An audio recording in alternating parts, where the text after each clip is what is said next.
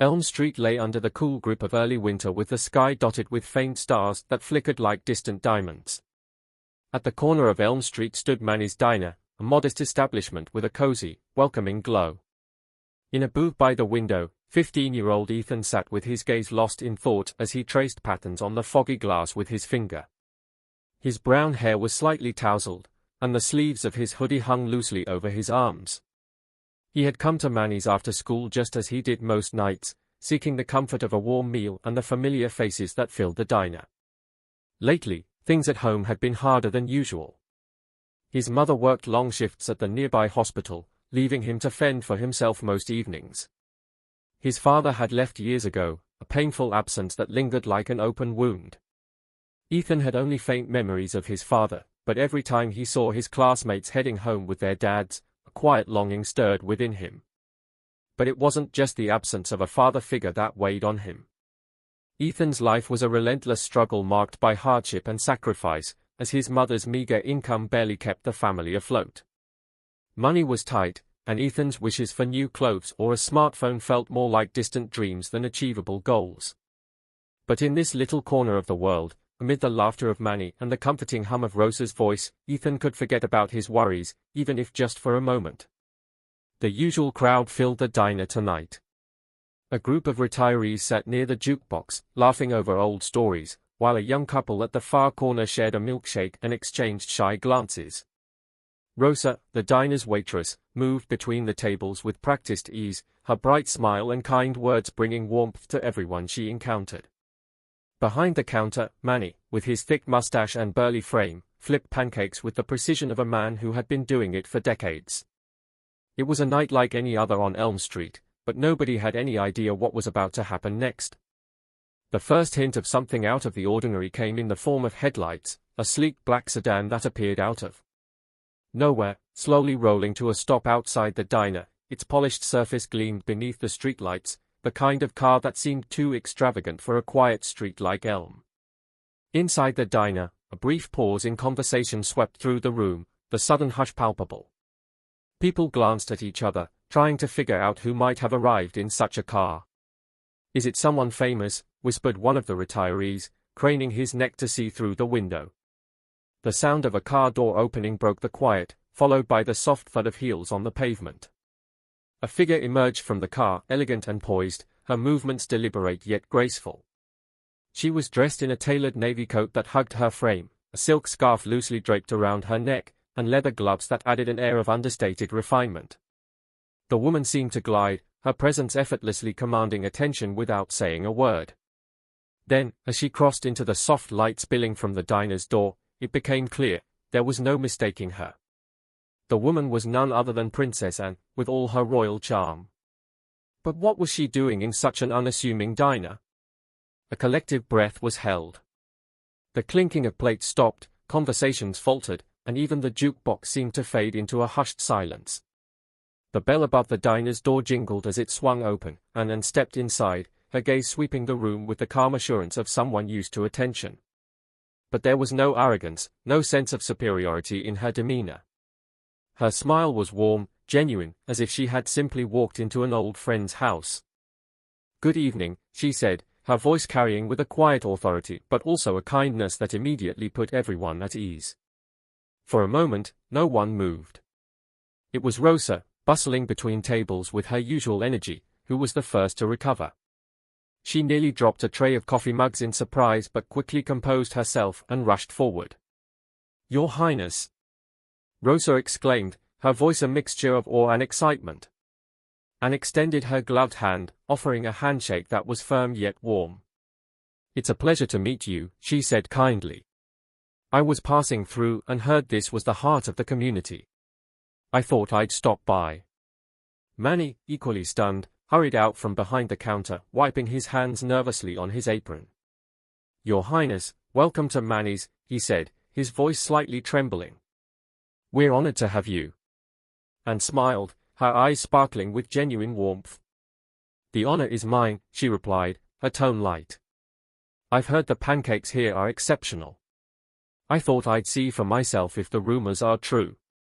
Her presence was magnetic, not because she demanded it, but because of the quiet dignity she exuded. She didn't enter with a flourish. Instead, she moved through the room as though she belonged, like any other diner patron, and took a seat at the counter, and Manny gestured to Rosa, who quickly grabbed a menu to offer the royal guest. But before Rosa could present it, Anne raised a hand, signaling for her to stop. "No need for that," Anne said, her voice soft yet assertive. "I'll leave it to you to choose something for me, and if I may, I'd like to quietly take care of everyone's meal tonight." Rosa froze, her wide eyes searching for a response. "Oh, Your Highness, that's incredibly generous, but—" Anne interrupted gently. "Consider it a small gesture of gratitude for all that places like this represent. You've created something special here. Let me give back in my own way." Rosa and Manny exchanged stunned glances. A quiet hush fell over the room as everyone processed what had just been said.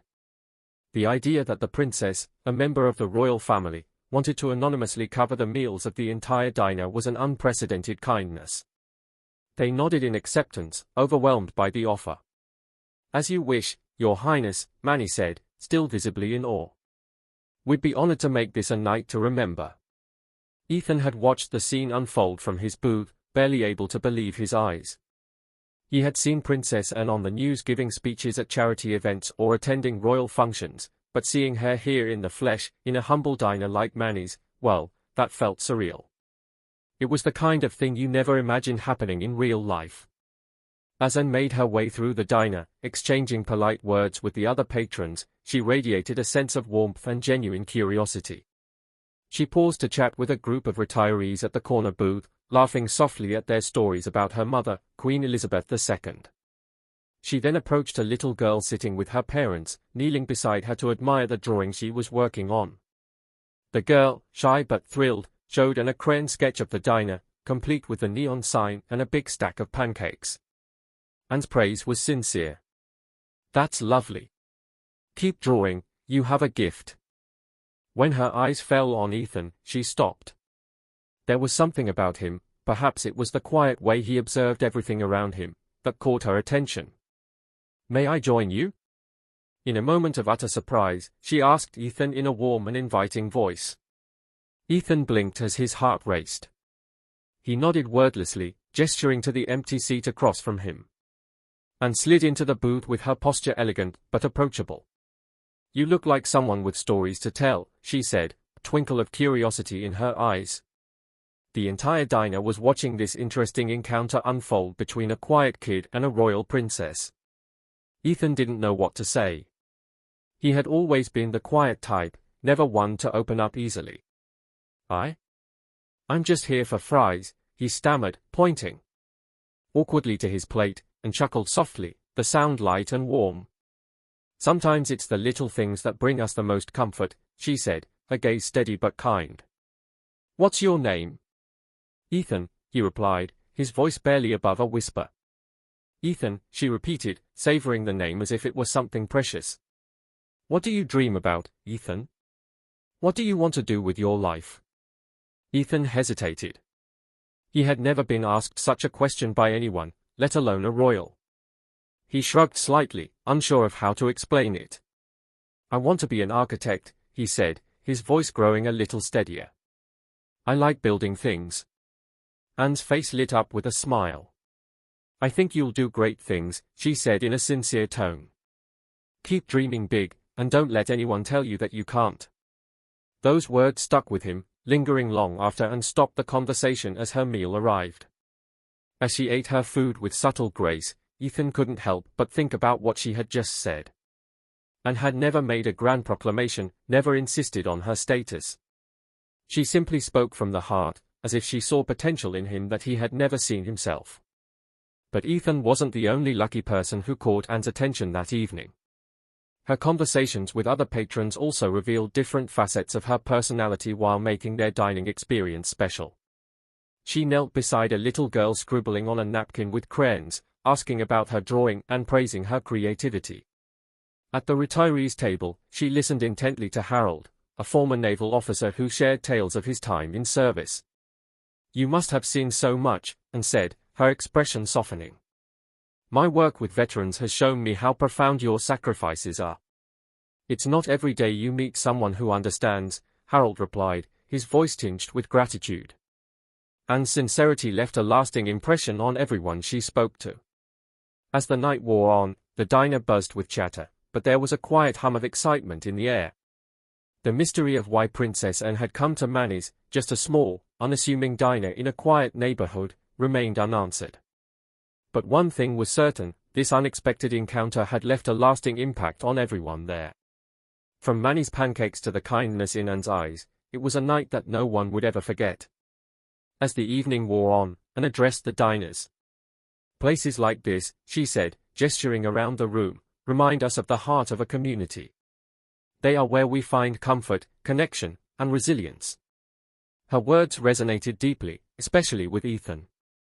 When the bills came, it was revealed that Anne had quietly covered the cost of everyone's meals. Gasps of disbelief were followed by murmurs of gratitude, but Anne brushed off the praise with a simple phrase, "It was my pleasure." Before leaving, she approached Ethan again. "Promise me this," she said, this time in a serious but kind tone, "never stop chasing your dreams, Ethan.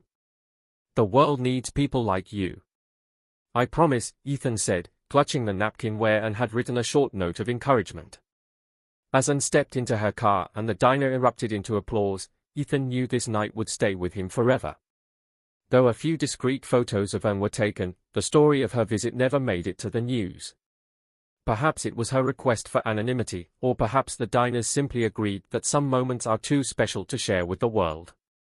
Whatever the reason, the tale of Princess Anne's visit to Manny's became a cherished local legend, a reminder that sometimes, in the most ordinary places, extraordinary things can happen.